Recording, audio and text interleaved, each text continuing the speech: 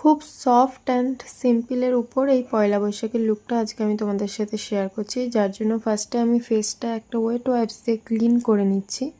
দেন যেহেতু এটা গরমকাল, কোনো টোনার অ্যাপ্লাই করছি না, আমি জাস্ট ময়শ্চারাইজার ইউজ করছি, যেটা কিনা পন্ডসের।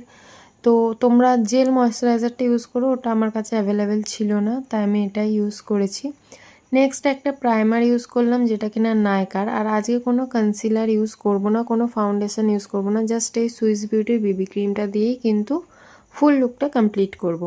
তো আমি হাতে করে কিন্তু ফাউন্ডেশনটা ব্লেন্ড করছি।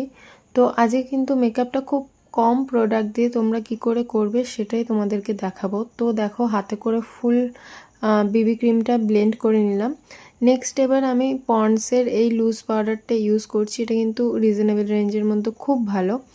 নেক্সট আমি ইনসাইটের এই ক্রিম ব্লাস্টটা ইউজ করছি, বাট তোমরা কিন্তু ক্রিম ব্লাস্টটা পাউডার দিয়ে লক করার আগে ইউজ করবে।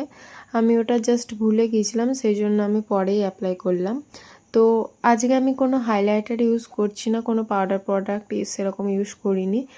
এরপর আমি এনওয়াইবের যে স্ট্রোক ক্রিম সেটাই জাস্ট ইউজ করেছি। আর এখানে আইব্রোটা ড্র করছি একটা সুইস বিউটির আইব্রো পেন্সিল দিয়ে।